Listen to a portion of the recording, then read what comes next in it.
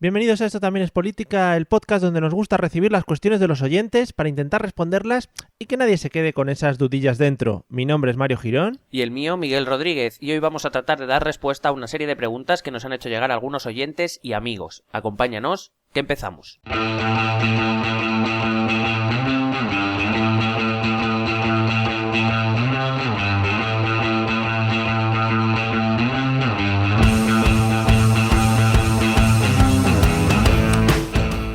Bienvenidos Politikivers a Esto también es política, episodio número 16, el podcast donde arrasamos con cualquier concepto político que se nos ponga por delante. ¿Cómo estás, Miguel? ¿Qué tal? Pues bien, todavía un poco tensito con el tema. Es que fue muy traumático. No, es que, cuidado. Además, sí. Además es que estoy siguiendo la prensa estadounidense y no sé, es todo como una contradicción en sí misma. Lo mismo es Trump se muestra como muy no sé, muy cercano, muy tolerante, que lo mismo te suelta otra de esas cosas que te recuerdan a la campaña. Entonces no sé, es como un sin vivir. Esto es hasta el 20 de enero va a ser un sin vivir esto. Sí, es que ha cambiado mucho. Yo le veo en plan haciendo alguna rueda de prensa, en plan, bueno, vamos a trabajar todos juntos, pero me cago en vuestras muelas. Sí.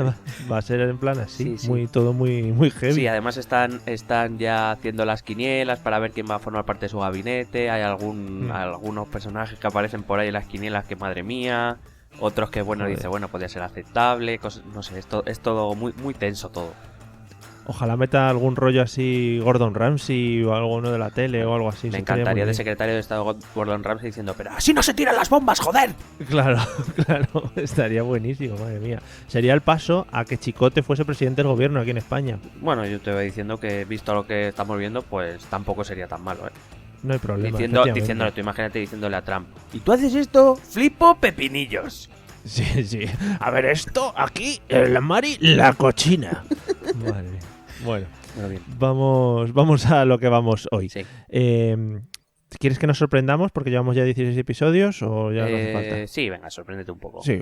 Joder, 16 episodios ya, ¿Quién no lo iba a decir? Ya.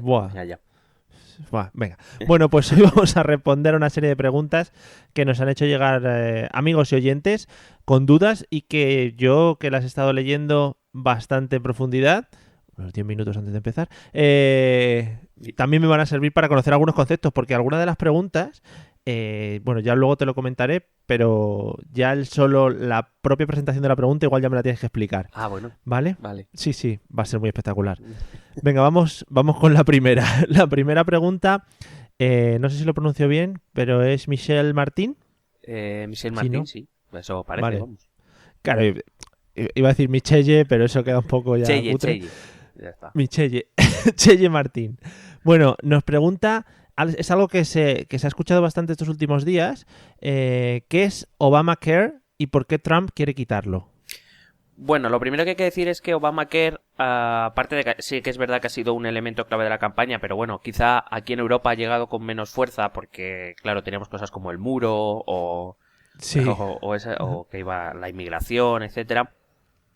Obamacare es un caballo de batalla que lleva siendo protagonista en Estados Unidos en los últimos 6 años, desde que salió la ley. Obama promulgó esta ley en 2010.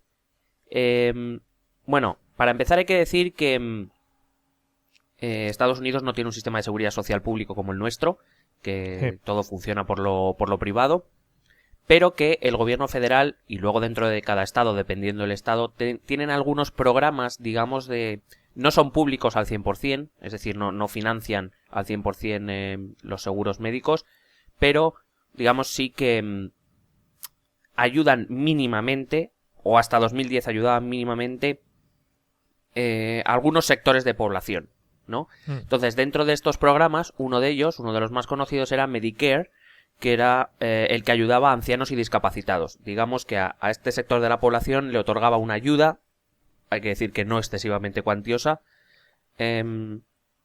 para poder ayudarles a pagar el seguro privado.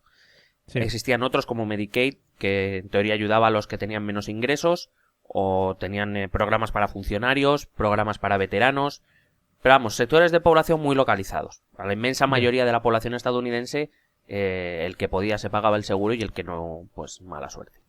Sí, voy a hacer mi aportación de mierda aquí en este momento del podcast. Por favor. Es lo que podemos ver en muchas películas o series cuando hablan del rollo de tengo que pagar el seguro o no tengo seguro para pagarlo, etcétera, etcétera. Y una película que a mí me gustó mucho, que es la del niño ese, John Doe creo que se llama la película, muy buena, que el padre no tiene seguro y el niño está a punto de morir y entonces atraca el hospital y secuestra a todo el mundo. Pues ya está. Y hasta aquí mi aportación de mierda. No, Gracias. muy importante. Hay que unir la política a la cultura popular. Hombre, ahí está. No, pero sí que es verdad que en algunas series, sobre todo este tipo de series donde el trabajador inmigrante que hace ñapas se cae, se rompe una pierna y no tiene Sí. seguro y a ver qué hacemos y eso. Bueno, pues eso es básicamente Estados Unidos. He encontrado un dato de que en 2008 un 15,4% de la población norteamericana, estamos hablando de una población de unos 350 millones de habitantes, o sea, estamos hablando de una cantidad importante de personas, Sí. más o menos en torno a unos 50, a unos 45, 50 millones de personas. En 2008 no tenías ningún tipo de seguro médico. Estamos hablando de cuando Obama llega a la Casa Blanca. Unos 45, 46 millones de personas. Y esto incluye, dentro de estos 45 o 46 millones de personas, estamos incluyendo unos 10 millones de no estadounidenses que están allí de forma irregular o digamos que no tienen ningún tipo de ciudadanía. Sí. Encontré un estudio de Harvard que decía que unas 45.000 personas mueren al año en Estados Unidos por carecer de seguro. En el sentido, no por el hecho de no poder ir a urgencias, en urgencias tienen la obligación de atender a cualquiera, sino porque como no tienes seguro médico, no tienes derecho, pues por ejemplo, a revisiones previas, a revisiones preventivas, a ciertos tratamientos. Eso. Bueno, ciertos no, a casi ningún tratamiento, Ujú. salvo que te lo puedas pagar. Lo cual es un poco absurdo porque si te puedes pagar un tratamiento, te puedes pagar un seguro normalmente. Claro, es que quizá aquí estamos acostumbrados a que tú vas al médico, siguen un tratamiento, luego te dicen, oye, tienes que ir aquí, tienes que ir acá, que otros médicos te sigan, etcétera, etcétera. Pero claro, allí es, si quieres dar el siguiente paso dentro de tu tratamiento, afloja los dólares. Sí, afloja el bolsillo. Sí, la verdad es que, bueno, de hecho, Obama siempre, una de las cosas, de las pocas cosas que dijo respecto a España durante sus 8 años, una de ellas fue alabó el sistema sanitario español, que es verdad que es uno de los más reconocidos en todo el mundo, aunque a veces nosotros no lo apreciemos lo suficiente. Creo que nuestra sanidad pública merece nuestro reconocimiento y nuestro agradecimiento, aunque es verdad que tiene fallos que debemos corregir, que todo es mejorable, como todo en la vida, pero que nos podemos sentir afortunados. Pues sí. Y que hay que intentar preservarlo. Por ejemplo, una de las cosas en Reino Unido que más se aprecian, Reino Unido, que es un sistema anglosajón también bastante, digamos, que aprecia no demasiado lo público, sin embargo, su sistema público de salud lo tienen como muy, digamos, como un asunto nacional. Ahí el sistema de salud no se toca. Sí, no, más que nada porque el tener salud es el tener vida y vivir y eso es una cosita importante para el ser humano. Sí, que no lo echas de menos o no lo agradeces hasta que lo necesitas, ¿no? Ya. Pero bueno, que no es todo, es decir, perdón, el hecho de que tú puedas tener un seguro en Estados Unidos no implica que este seguro, el que tú te puedes permitir o el que tú te puedes pagar, te cubra todo.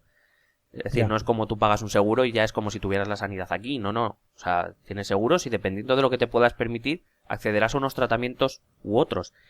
Algunas pruebas u otras. Por ejemplo, las pruebas de prevención del cáncer no son nada baratas en Estados Unidos. Y no mucha gente tiene, bueno, no mucha gente, a ver, no toda la gente tiene acceso a... Por ejemplo, aquí sabemos que las mujeres tienen una revisión anual, o cada 2 años, dependiendo de la edad, hacerse una mamografía para intentar... para el descubrimiento temprano del cáncer de mama. Allí eso te lo pagas o vamos, no tienen ni... Vamos. Claro, es eso. Ayuda mucho el tener una sanidad pública del nivel de la nuestra para temas de prevención, que ya no es, oye, me encuentro con el problema, tengo que ir al médico y tal, sino que puedo arraigarlo mucho antes de que aparezca. Claro, efectivamente. Entonces, la gente que no tiene seguro, que por tanto no se puede permitir ir a una consulta, a una revisión anual, por ejemplo, pues claro, cuando ya tiene el problema normalmente ya es tarde. Y eso, si hay algún tipo de tratamiento, pues lo tendrá que pagar si puede. Y si no puede, pues ya me dirás. Pues Entonces, ahí claro, ¿qué es lo que estamos. ocurre? Este estudio de Harvard decía que un porcentaje bastante alto de estas 45.000 personas anuales que mueren al año en Estados Unidos por falta de seguro médico, lo que hacen es que, claro, cuando van al médico se encuentran con algo que tienen que tratar, claro, como no tienen seguro, lo tienen que pagar de su bolsillo. Entonces, ¿qué hacen? Al ser tratamientos caros, lo que hacen es hipotecarse. Entonces, mucha gente que ha perdido sus casas, mucha gente que ha perdido sus posesiones, por una cuestión de salud, ¿no? A nosotros, por lo menos a mí, me resulta chocante. Sí. Evidentemente, no, pues, el estadounidense medio lo verá como normal porque es lo que ha tenido toda la vida. Pero a mí me resulta bastante chocante. Claro, estás acostumbrado a eso, lo que decía, ir al médico, que te atiendan, que te den tratamiento, etcétera, etcétera. No estás acostumbrado a decir, es que tengo un problema grave de salud, no me lo puedo permitir, tengo que hacer lo que sea para poder remitirlo. Claro. No estamos acostumbrados. Entonces, si a todo esto le añadimos que las primas de las aseguradoras, es decir, los precios de los seguros, se duplicó entre 2000 y 2008, que los servicios cubiertos eran cada vez menores y que,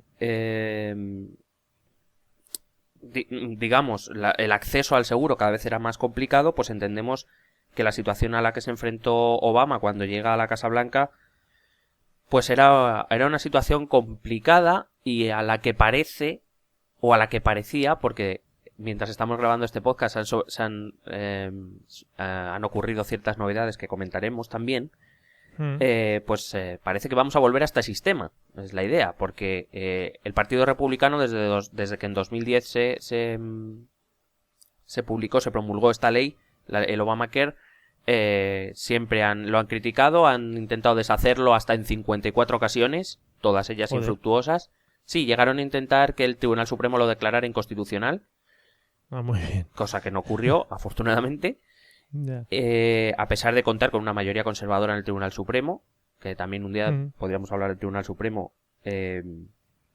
estadounidense, y ahora que vuelven a tener la mayoría de las dos cámaras y que tienen un presidente republicano en la Casa Blanca, pues, y aparte que es algo en lo que coinciden, hablábamos el otro día que en algunos sectores políticos no coinciden sus opiniones y que ahí van a tener problemas, sin embargo, parece que en quitar Obamacare sí que coinciden. Con lo cual parece que en principio volveríamos al sistema del 2008, que es el que hemos estado hablando. Aunque dentro de las novedades, y aquí empieza a haber ya el primer roce entre el Partido Republicano y Donald Trump ha dicho que después de su conversación de hora y media con Obama en la Casa Blanca, que se ha planteado dejar algunos puntos de Obamacare en vigencia, es decir, no eliminar la ley al completo, lo cual es una novedad muy importante. Pues sí. Creo que ha dicho que dejaría algunos puntos, entre ellos, si no recuerdo mal, el que permite a los niños y algunos jóvenes, no sé hasta qué edad dijo, mantenerse dentro del seguro de sus padres sin tener necesidad de pagar un seguro nuevo. Y luego también había dejado, porque esto ocurría antes de Obamacare, las aseguradoras se podían negar a asegurar a alguien por condiciones médicas preexistentes. Es decir, si tú llegabas a contratar un seguro porque necesitabas un tratamiento, por ejemplo, por un problema cardíaco, una aseguradora se podía negar a asegurarte, aunque tú pudieras pagarlo, porque claro, entendía la lógica del seguro es que tú no vas a durar mucho o que van a tener que desembolsar mucho dinero para tu tratamiento médico que no les compensa.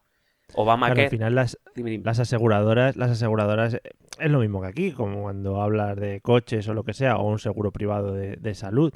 Al final ellos son negocios, pero claro, es que es un tema tan delicado como el tema de la salud.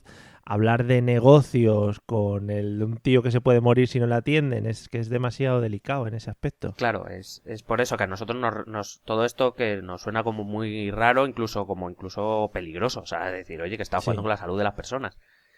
Pues eso, hasta 2010, se promulga Obamacare, una aseguradora se podía negar a asegurar a alguien. Obamacare, la ley, obligaba a las aseguradoras a asegurar a cualquiera que pudiera pagar el seguro, la cuota, aunque tuviera condiciones médicas preexistentes. Les obligaba. Y parece que Trump quiere dejar esa parte también de la ley, lo cual es un paso muy importante para ser un presidente republicano o para ser un presidente, bueno, para ser Trump. Vale. Claro, pero cuando digo que pueden surgir los primeros roces es que en la BBC, o en la BBC, la que prefiráis, Que no tiene nada que ver con el Real Madrid, eso también vamos a aclararlo. no creo yo que a Cristiano Ronaldo le interese mucho ahora mismo lo que esté pasando en el mundo, más allá de su casa. Sí. Paul Ryan, que es el que era speaker, el portavoz, o digamos, una de las figuras más importantes de los republicanos, que era digamos, el portavoz, el presidente de la Cámara de Representantes, ha dicho que no es que solo quieran volver a 2008, o sea, antes de Obamacare, sino que además quieren privatizar el sistema todavía más. Entonces, cuidado que aquí puede surgir la primera desavenencia y todavía no empezó a gobernar Trump, o sea, Ya. para que te hagas una idea. Ya. Vamos a tener telita, ¿no? Sí. No, esto pues, se va a ser un festival. Qué bien. Claro, entonces, como te digo, ese era el gran poder de las aseguradoras. De hecho, mucha gente también me ha preguntado por qué después de la elección de Trump, donde los primeros resultados en Japón o en los futuros, etcétera, las bolsas bajaban mucho y de repente al día siguiente Wall Street subió un 1%. Bueno, subió un 1% principalmente no porque no hubiera muchas pérdidas, que las hubo, sino porque hubo 4 sectores que al ganar Trump pues se dispararon en precio y ayudaron a subir, que fueron entre ellas las farmacéuticas, las aseguradoras, los bancos y las constructoras. Muy bien. Claro, estas 4 subieron mucho porque, claro, si se aplica el programa de infraestructuras enormísimo de Trump, pues las sabes tú, y además solo con constructoras estadounidenses, pues ya me dirás tú, las constructoras estadounidenses suben en bolsa que flipas. Las farmacéuticas, si quieren quitar el Obamacare, pues igual. Las aseguradoras, lo mismo. Igual. Y luego los bancos, porque bueno, los bancos suben, cualquiera que les dé dinero les parece bien. Ya. Pero, por ejemplo, empresas eléctricas especializadas en energías renovables o este tipo de cosas bajaron mucho. Evidentemente, perdieron una gran cantidad de dinero. Claro. Bueno, como digo, en este sistema, evidentemente, las aseguradoras tienen un poder enorme. Y eso fue otra de las cosas que Obamacare intentó remediar. Este sistema... El problema del Obamacare, sobre todo de cara a los republicanos, es que gastaba mucho dinero. Lógico, ¿no? Por otra parte. Claro, porque el programa Obamacare, obviamente, a todos aquellos que no hasta ese momento no podían pagarse un seguro, pues les ayudaba a pagarse un seguro, obligaba a las aseguradoras a pagarlo, con lo cual las aseguradoras pues tenían, entre comillas, excusa para subir todavía más los precios. Estamos hablando de que en 2007 se gastaban unos $8.000 por habitante en un seguro. O sea, 8.000 al año, quiero decir. $8.000. Es una pasta bastante importante, sí. Claro. Quiero decir, aquí en un sistema español hubo un tiempo, por lo menos aquí en la Comunidad de Madrid, no sé si lo siguen haciendo, donde después, por ejemplo, de una operación te pasaban, que no te lo cobraban, pero te pasaban la factura para que vieras lo que había costado. Que a mí no me parece mal que la gente se informe, que sepan lo que nos cuesta la sanidad, que parece que la sanidad es gratis y no, que la estamos pagando con impuestos. Pero que... Entonces, claro, pues yo que sé, cualquier operación del tipo no muy importante ya te subía a 2.000 euros. Ya. Claro. Que te lo planteas y pagar $8.000, yo que sé, con un sueldo medianamente normal, te hace un estropicio en el año. Te rompe por la mitad, vamos, o cobras unos 20.000, 25.000 o estás fastidiado. Claro. Bueno, como digo, el Congreso, la Cámara de Representantes predijo que llegaría hasta el 25% en 2025 ese gasto si no se hacía algo. Te estoy diciendo que los republicanos llevan mucho tiempo intentando quitar Obamacare y se escudan en eso, en el creciente gasto que supone a los presupuestos federales. Digo, Obamacare, pues eso, obligaba a la inmensa mayoría de la población a tener un seguro. De hecho, el que no tuviera un seguro podría recibir incluso una multa fiscal. Pero aumentaba subsidios a quienes los necesitasen para pagarlo, prohibía negar la cobertura por condiciones preexistentes, aumentaba el mínimo de tratamientos o de cobertura que tenía el seguro, es decir, allí había los más baratos, los seguros más baratos te cubrían, pues yo qué sé, las heridas, o sea, un corte en un dedo, ¿sabes? El betadine. Claro, y el algodón. Eso, y también exigía que si las aseguradoras subían los precios debía ser de una manera razonada y que si no, esa subida quedaría anulada por el gobierno federal. Antes la gente sin seguro lo único que podía hacer era ir a urgencias. No podía ir al médico si no tenía seguro, no podía ir a revisión. es atención primaria, que te dicen lo que tienen y luego te dirán, oye, pues mira, tienes que ir a este tío que ya es el que te va a cobrar la Claro, guita. ahí, bueno, pues te atienden más o menos, te sueldan y Tirita, te, y, sí. y te- Eso es como cuando pones la rueda de repuesto del coche y dicen, no, tienes 80 kilómetros. claro, Si te pasas... pues sí, algo de eso. Lo que pasa es que, claro, si luego no puedes ir a un médico ni pagarte el tratamiento, pues ya me dirás. Claro. Entonces la pregunta, y ahora ya llegamos, bueno, hemos explicado más o menos qué es Obamacare, y ahora la segunda parte de la pregunta, ¿por qué Trump quiere quitarlo? Aunque hoy nos hemos enterado de que no quiere quitarlo todo, pero bueno, ¿por qué? O el Partido Republicano quiere quitarlo. Bueno, Obamacare también obligaba a una financiación parcial por parte de las empresas a los trabajadores. Entonces, Trump criticaba mucho esto porque, bueno, si te acuerdas, una de sus medidas era los ricos tienen que pagar impuestos, pero no tantos como Sí. para evitarles crear empleo, ser competitivos, etcétera. Bueno, pues esto es lo mismo, ¿no? Todo lo que suba sus gastos, el gasto de una empresa, dificulta su competencia.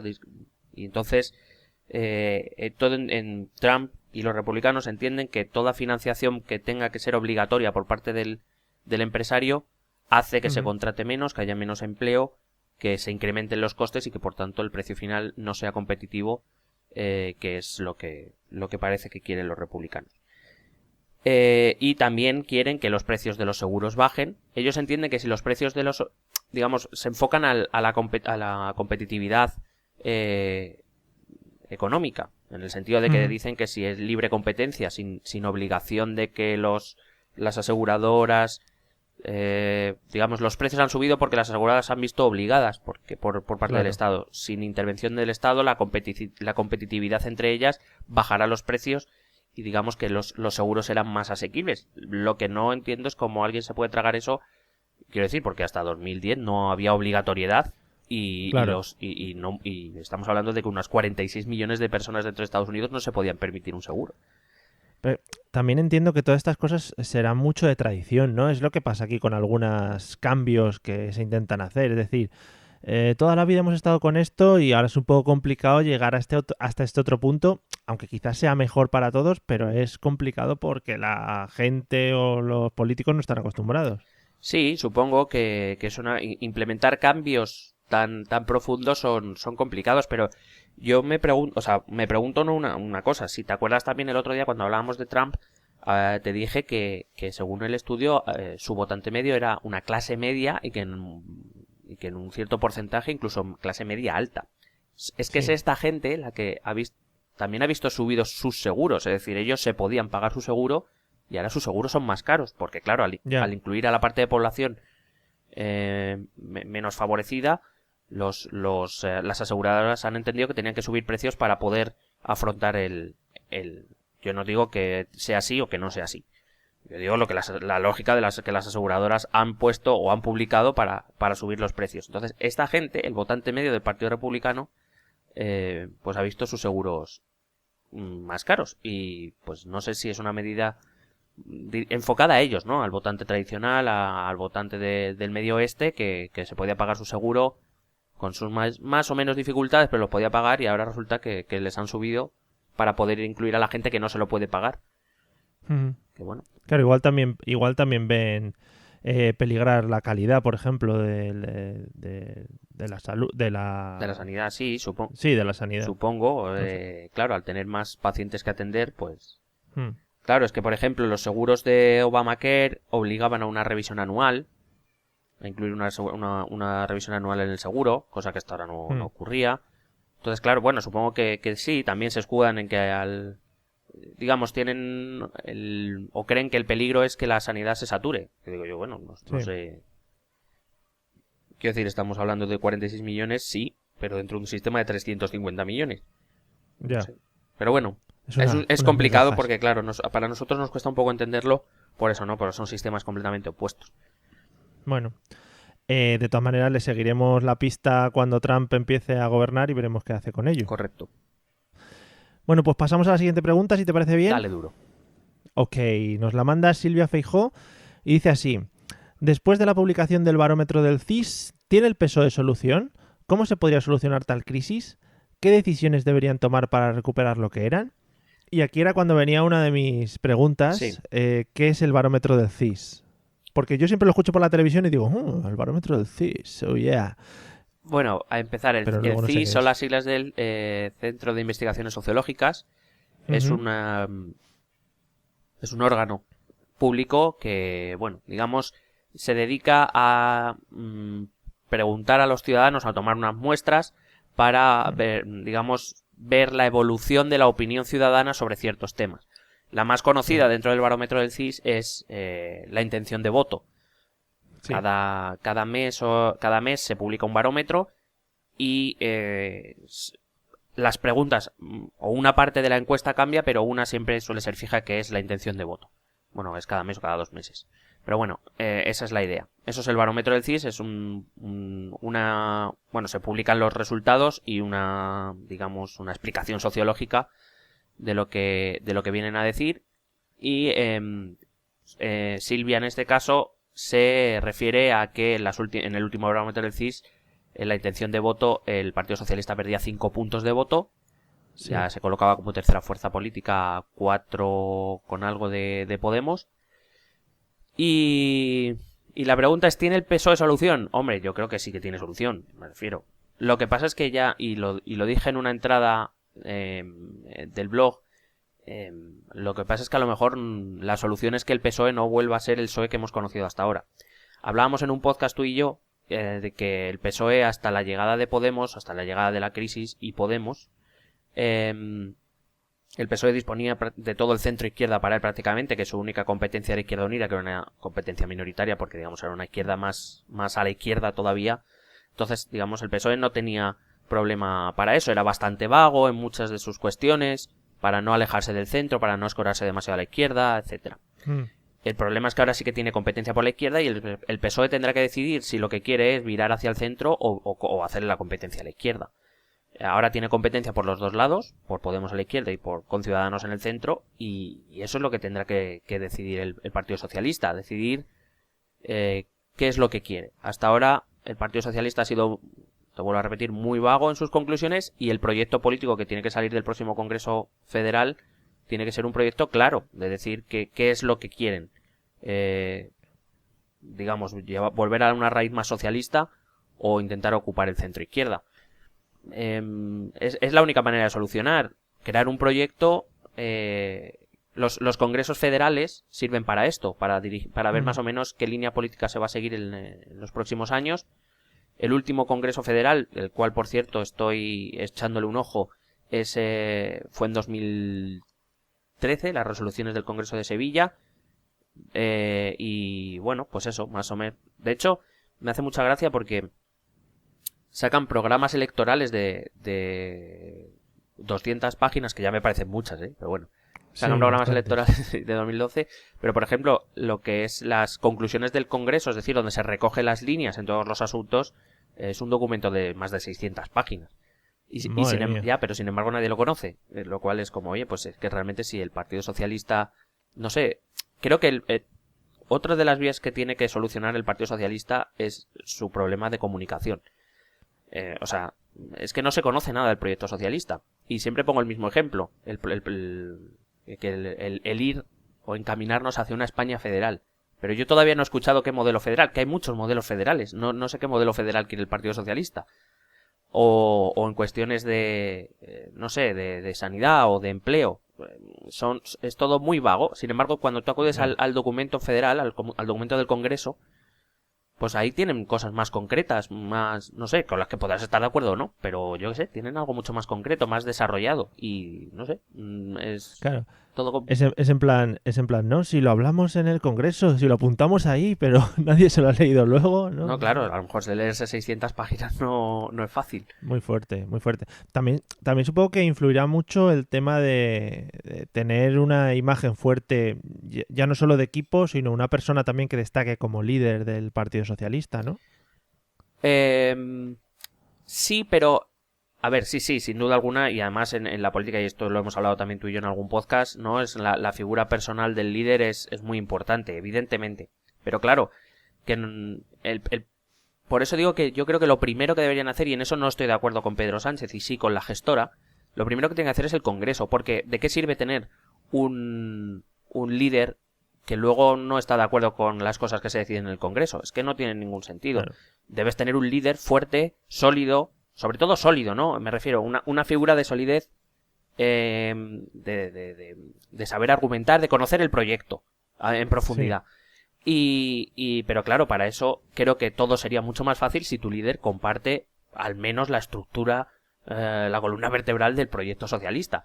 Porque si luego van a tener discrepancias en algunos puntos, pues no sé hasta qué punto ese líder puede resultar creíble si lo defiende, o hasta que puede ser fiable si en algún momento va a decir cosas que no están recogidas en esa línea política. Es que yo creo que es de primero de hacer equipos que todo el equipo tire hacia adelante, hacia el mismo objetivo, ¿no? Claro, o sea, a ver, la idea, o por lo menos como yo lo entiendo, es que existen dentro del Partido Socialista, y en teoría, digo en teoría porque luego es discutible, pero en teoría, en los órganos del partido existen foros donde se pueden expresar las discrepancias, y se deben expresar las discrepancias. Vuelvo a repetir lo mismo, o sea, un partido sin discrepancias, o vamos, a mí me da mucho miedo que no se mueva nadie ahí, que todos estén de acuerdo con lo que dice el líder. Existen foros, y entre ellos el Congreso, pero también el Comité, y existen más foros dentro del Partido Socialista, que es del que estamos hablando, para expresar discrepancias, para discutir, debatir y decidir qué es lo que se lleva a cabo. Ahora entiendo que una vez el partido o los órganos correspondientes toman una decisión, entiendo que es la decisión de todos. Si luego cada uno también va a ir a su bola, pues lo mismo, es que hay un problema más grave que tal. Entonces, pues por eso creo que la primera decisión es que se convoque el Congreso y que se decida qué línea política, y además en profundidad, no decir, bueno, queremos acercarnos más al... No, o sea, desarrollar las ideas, hacer ese documento otra vez de 600 y pico páginas donde se detalle qué es lo que quieren defender, y a partir de ahí elegir un líder que se identifique con el proyecto, que lo defienda. Creo que eso, porque evidentemente uno de sus grandes problemas de los últimos tiempos ha sido un problema de unidad. Es decir, de donde cada uno pues defendía sus cosas. Bueno, pues seguiremos atentos. ¿No se sabe cuándo es el Congreso Federal o ya tiene fecha? No, de momento la gestora está en un periodo como de impasse. Digamos, no sé si es que están esperando un poco a que se calme ya. Están descansando, sí. Que han vivido un par de meses bastante ajetreados. Yo supongo que para marzo, abril o más tardar, no se pueden permitir mucho más. Porque si te acuerdas, claro, si te acuerdas, Rajoy tiene el botón, lo puede empezar a activar en mayo. No tiene mucho más tiempo, pero vamos, supongo que para marzo o abril será el Congreso. Claro, ahora están, ya digo, esperando ahora el puente de diciembre. Bueno, estas son semanas muy chungas, Navidad, etcétera, etcétera. Hay que comprar regalos con calma. Es un imagínate que tienes que estar aquí pensando ideas para el Congreso el 25 de diciembre, no menos. Muy feo. Y además Pedro Sánchez está viajando por España. O sea, bueno, se ha vuelto de Nueva York. Después de su último éxito rutilante. Bueno, seguiremos también muy de cerca lo que pasa con el Congreso del PSOE y todo lo que vayan decidiendo. Nos leeremos las 600 páginas de arriba abajo un par de veces. Sí. Y una al derecho y otra al revés. Claro, por si acaso tienen algo escondido. Déjame rematar esto diciendo que yo creo que eso es lo que espera el votante socialista. Probablemente decida la línea que decidan, perderán votantes por alguno de los dos lados.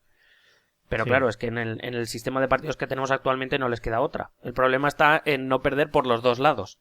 Tendrán que decidir cuál de los dos les compensa más. El votante socialista medio lo que quiere es una línea clara. No estar pensando qué es lo que quiere Susana Díaz o Pedro Sánchez o el de más allá. O, ¿sabes? Decidme a mí lo que me proponéis para ver si sigo confiando en vosotros o no. Eso es. Si no, de todas maneras, tienen a sus colegas de UPyD en la puerta del Congreso esperándoles con los brazos abiertos. Sí, por si las creo que han moscas. habilitado una habitación para todos los que se sientan así un poco rechazados, pues se pueden ir, ahí se reúnen. Bueno, vamos con la siguiente... anónimos. Vamos con la siguiente pregunta. Nos la manda María del Mar Arroyo. Dice, me gustaría saber por qué son contradictorias estas dos disposiciones. La representación proporcional y la provincia como circunscripción electoral. Muy bien dicho. Que ya el simple hecho de decir la pregunta es un poco trabalenguas. Vale, bueno, a ver, para aclarar, yo esta pregunta nos llegó a través de un mensaje privado en Facebook, que se la contesté a ella personalmente, pero bueno, como puede ser de interés y aparte quería añadir algunas cosas, pues la contestamos por aquí también. Esto viene a raíz de supongo que María del Mar nos leyó en una entrada en las que hablábamos del sistema DON, nuestro sistema de elección, en el que partimos de una base, y es que los sistemas electorales, de hecho creo que también lo hablamos cuando hablábamos de las 6 medidas de Ciudadanos, que hablaban de cambiar el sistema electoral, Sí. más o menos hablábamos un poquito, también introducíamos este tema. Partimos de una base, que los sistemas electorales suelen, los podemos dividir en 3. Los que buscan la gobernabilidad, es decir, buscan la formación fácil de mayorías, es el caso, por ejemplo, del sistema británico. Los que buscan la proporcionalidad, es decir, los que buscan representar en las cámaras lo más fielmente posible la diversidad de voto entre los ciudadanos. Y luego está el término medio, ¿no? Quien busca intentar, pues eso, compatibilizar el que se formen mayorías razonables que favorezcan a la gobernabilidad sin perjudicar demasiado la proporcionalidad en las cámaras. Uh-huh. Y que el sistema español es uno de ellos. Lo que pasa es que yo, que soy un firme... No es que sea un firme defensor de la fórmula DON de reparto. Quiero decir, me refiero que creo que el problema no está en la fórmula, sino que está en la circunscripción. Que hace que, digamos, lo que cambia la balanza en favor de la gobernabilidad en nuestro sistema no es la fórmula DON, sino que es la circunscripción electoral. Sí. Que es muy pequeña. Decía que en circunscripciones grandes la fórmula DON funciona muy bien. Lo podemos ver incluso en nuestro propio país, en las elecciones europeas. España es circunscripción única. Es decir, cada voto exactamente cuenta lo mismo y se reparte lo más proporcionalmente posible. Y se reparte con DON. Quiero decir que no es que se busquen otras fórmulas alternativas como se están buscando, que existen y que también pueden ser perfectamente válidas. No estoy diciendo que no. Lo que digo es que la compatibilidad de fórmula DON y circunscripción pequeña es muy grande. Cuando hay mucho que repartir en un territorio grande, DON funciona a la perfección. Lo que contesté a María del Mar es que no es que sean contradictorias. Lo que pasa es que es precisamente esto, ¿no? A lo mejor la fórmula DON con circunscripción electoral pequeña, o sea, con la provincia como circunscripción electoral, no funcionan. No favorece la representación, pero está pensado para favorecer la gobernabilidad. Para quien esté buscando un sistema electoral perfecto en el mundo, no existen. Todos tienen sus problemas. Hasta el momento no se ha conocido. Si se hubiese conocido, entiendo que ya se hubiera aplicado en muchos sitios. Hay sistemas que intentan corregir algunos defectos, como por ejemplo en Alemania. Explicábamos el sistema electoral alemán, donde se hace un doble voto. Tú votas a un candidato por un lado y a un partido por el otro. Pero claro, el sistema electoral se complica. Necesita una mayor participación, una mayor implicación por parte del ciudadano. No sé hasta qué punto aquí en España, por ejemplo, podíamos esperar ese punto de implicación. Pero bueno, en cualquier caso, eso no es que sean contradictorias tener un parlamento proporcional y una provincia como circunscripción electoral. Lo que digo es que en nuestro sistema eso no es posible, porque en circunscripciones como Soria se reparten 2 escaños y a lo mejor concurren 5 partidos y solo 2 se van a llevar representación como mucho, que a lo mejor solo se lo lleva 1 por nuestro sistema de reparto. Es complicado. Necesitaríamos circunscripciones más grandes. Hombre, para mí la circunscripción única sería lo mejor, porque entendería que cada voto de cada uno de nosotros contaría lo mismo. Pero bueno, entendería que se pasara a un paso intermedio, como por ejemplo que se pasase a la comunidad autónoma como circunscripción electoral. Digamos, eso facilitaría que DON no perjudicase tanto a la proporcionalidad. Claro, porque los cálculos que se hacen sobre provincias no se podría extrapolar simplemente como prueba a comunidad autónoma, es decir, sí, claro. En una... Sí, no hay más que vas cogiendo los votos de todas las provincias.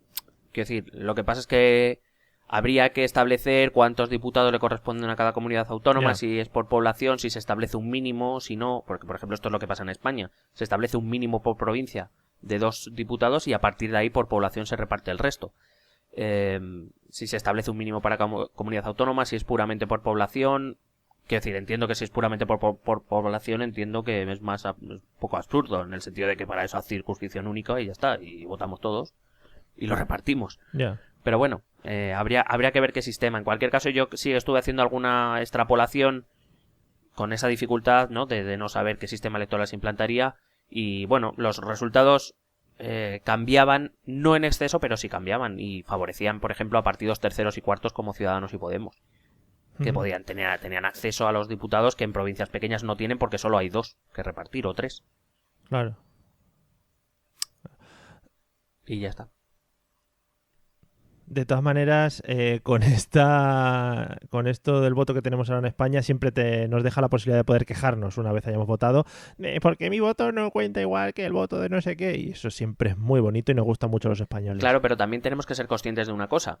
Quiero decir, a mí no me da miedo y de hecho a mí me parecería lo lógico. Ahora también entiendo que en la situación actual tenemos un parlamento muy fraccionado y mira lo que nos está costando la vida. Entonces, claro, en una circunscripción única, por ejemplo, evidentemente el Parlamento o el Congreso estaría todavía más dividido. Sería más difícil articular mayorías. Eso es lo que intentan los sistemas electorales, evitar las complicaciones en exceso. A lo mejor una proporcionalidad perfecta hace ingobernable un país. Eso es lo que también tenemos que ser conscientes. Si la política o nuestros partidos políticos funcionasen, no solo aquí, me vale cualquier país europeo, si funcionasen mínimamente con cierta lógica, entiendo que no sería un problema. Pero a día de hoy, si yo te digo que con circunscripción única, España tendría un grave problema de gobernabilidad. Pues sí. En fin, también seguiremos el paso a los cambios en nuestra ley electoral muy firmemente. Vamos con la siguiente pregunta. Nos la envía Carlos Rodríguez y dice tal que así. ¿Cómo es posible que subiendo el paro suban las afiliaciones a la Seguridad Social? Bueno, esto es algo que... hay dos fenómenos, se suelen dar en junio, julio y en septiembre. Que en junio, julio baja el paro, pero bajan las afiliaciones a la Seguridad Social, y en septiembre sube el paro y sube las afiliaciones a la Seguridad Social. Algo que en teoría parece contradictorio. Es decir, si hay más gente trabajando, ¿por qué hay menos afiliados? O si hay menos gente trabajando, ¿cómo es que hay más afiliados a la Seguridad Social? Ya te digo, esto suele ocurrir en estos 2 meses, al inicio del verano y al final del verano. Puede ocurrir en otros momentos, pero es más complicado. Bueno, vamos a intentar explicarlo de la manera más fácil posible. La tasa de desempleo, o la tasa de paro, y las cifras de afiliación a la Seguridad Social son cifras que, aunque evidentemente están relacionadas, no reflejan la misma realidad. Entonces vamos a ver qué realidades reflejan ambas. Lo primero, las cifras de afiliación a la Seguridad Social son cifras absolutas, es decir, los datos que nos ofrecen hay X miles más afiliados, X miles menos afiliados, es decir, la cantidad de gente que entra o que sale del sistema. No hay del sistema de la Seguridad Social, no hay más. No hay más por dónde buscarlo. O estás dentro del sistema de la Seguridad Social o estás fuera.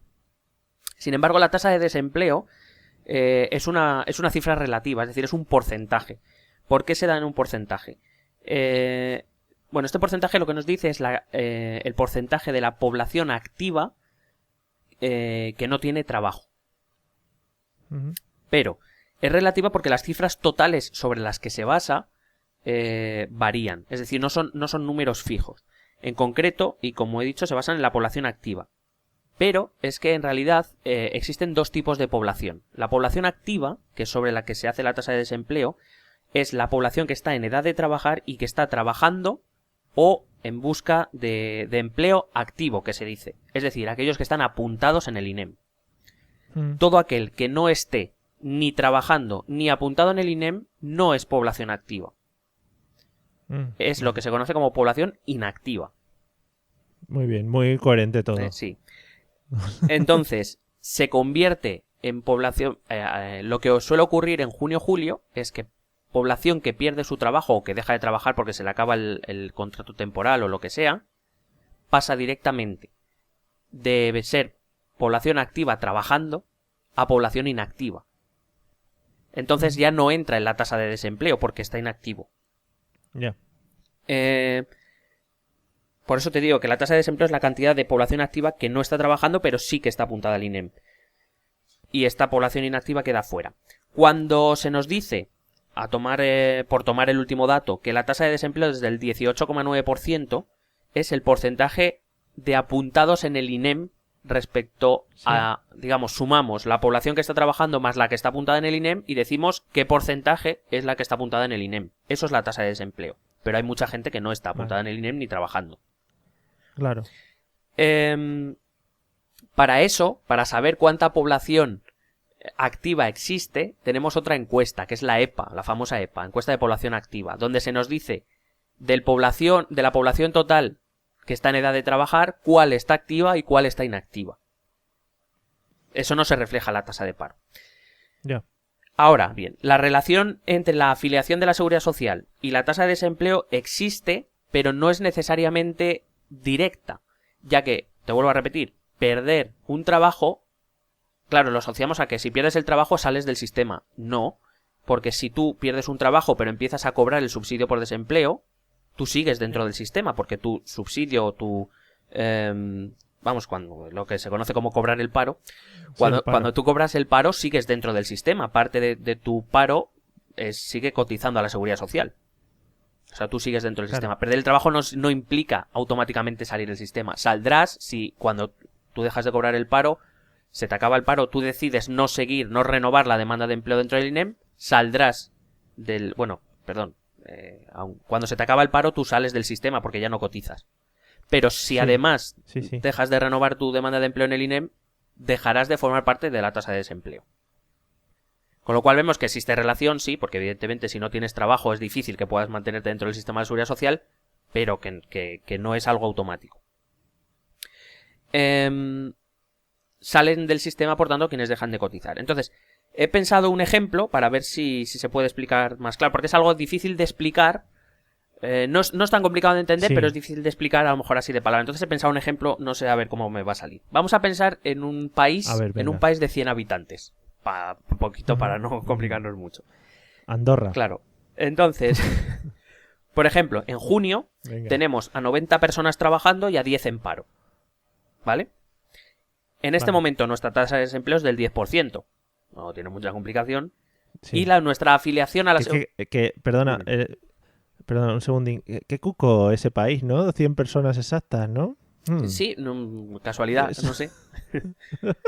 Vale. Hombre, pues para hacerlo más fácil. Sí.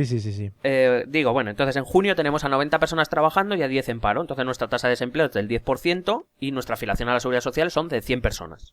Porque los que están en el paro, están cobrando el paro, están en la Seguridad Social. ¿Vale? Vale, ¿qué pasa en julio? Pues en julio ocurre, por ejemplo, que de esos 90 que están trabajando, 10 son profesores que dejan de trabajar en julio y que volverán a trabajar en septiembre, que ocurre mucho en España. 10, una cantidad. Sin embargo, otra cantidad empieza a trabajar porque empieza la época de turismo. ¿Vale? Entonces, vamos a decir que se van 20 profesores al paro y entran 10 personas a trabajar en turismo. Sí. De esos 20 profesores que se van al paro, 10 empiezan a cobrar su paro porque no tienen claro que vayan a volver en septiembre y 10 que están seguros de que van a volver en septiembre deciden no cobrar el paro porque así lo acumulan para cuando realmente lo necesiten. ¿Vale? Entonces lo que tenemos son 80 personas trabajando, tenemos 10 cobrando el paro y tenemos 10 inactivos que han decidido no cobrar el paro. No apuntarse al INEM porque en septiembre van a volver y prefieren guardar ese paro para cuando verdaderamente lo necesiten. Con lo cual, ¿qué modificaciones ha sucedido en julio? Pues que nuestra tasa de desempleo ha bajado al 9%, porque solo tenemos 10 parados de 90 que existen dentro de la población activa, y sin embargo la afiliación a la Seguridad Social también ha bajado. Ahora solo tenemos 90 afiliados a la Seguridad Social, los 80 trabajando y los 10 que están cobrando el paro, porque hay 10 que han decidido no incluirse en el sistema. ¿Vale? ¿Qué ocurre en septiembre? Que es probablemente por lo que nos pregunte. Pues los profesores vuelven a trabajar en septiembre, pero la gente que estaba trabajando en turismo se va al paro. Entonces tenemos trabajando a 70 trabajadores más 10 profesores. Los 10 inactivos vuelven a ser población activa. Tenemos 80 trabajadores y 20 en el paro, cobrando el paro. ¿Qué pasa? Nuestra tasa de desempleo ha subido, porque ahora volvemos a tener una población activa de 100 en vez de 90 y hay 20 en el paro, con lo cual nuestra tasa de desempleo es del 20%, ha subido. Pero nuestra afiliación a la Seguridad Social también ha subido, porque esos 10 inactivos que estaban fuera del sistema acaban de ingresar otra vez en el sistema. Con lo cual volvemos a tener una afiliación de 100. No sé si más o menos se explica. Sí, es decir, se supone que hay épocas durante el año que hay personas como que desaparecen, ¿no? Para el juego de personas activas e inactivas. Claro, desaparecen de la tasa de desempleo porque no están apuntadas, porque solo entran dentro de la tasa de desempleo aquellos que estén apuntados dentro del INEM. Se dice que es aquella población activa que esté en búsqueda que esté trabajando o buscando trabajo de forma activa, Sí. que para entendernos es estar apuntados en el paro. Vale. Entonces, aquella gente que no se apunta al paro, bien porque ha dejado de cobrar el subsidio y no le interesa, bien porque no le apetece o por lo que sea, Porque está es millonaria claro. y tiene el dinero por castigo. está fuera del sistema de la seguridad social. Que suba el paro no implica que la gente salga automáticamente del sistema, porque cobrando el paro se sigue dentro del sistema, pero cuando sube el paro, porque hay más gente que no está trabajando, más población activa que no está trabajando, pero sube la afiliación es porque hay parte de esa población inactiva que pasa a ser otra vez población activa. Hay más gente dentro del sistema. Por eso ocurren las dos subidas a la vez. Lo que no quiere decir que en un medio plazo lo normal es que si sube el paro bajen las afiliaciones y al contrario. Pero es verdad que en 2 puntos exactos, que son a principio del verano y a final del verano, ocurren estas cosas. Claro, es que son épocas muy, muy especialitas para ese tipo de cosas de trabajos y tal. Claro, sobre todo con los contratos temporales, con el boom del turismo de verano, etcétera, pues claro, el trabajo se mueve mucho. Y bueno, hay gente que decide mantenerse dentro del sistema y gente que no. Entonces va entrando y saliendo del sistema. Outsider. Claro, va entrando y saliendo del sistema dependiendo. Muy bien, eso es muy... entrando del sistema, es gente muy radical. ¿Cómo lo ves de tiempo para la siguiente pregunta? ¿Crees que nos dará tiempo o lo dejamos para otro episodio con un poco más de calma? Lo dejamos para otro episodio. Sí, ¿no? Porque queremos darle la importancia que tiene a cada una de vuestras preguntas. Sí. Más o menos. Es que sería mucho arriesgar, yo creo, ¿no? Vale, no arriesguemos. No queremos jugárnosla, no somos tan jugones. Madre mía, vivimos al margen del sistema. Sí.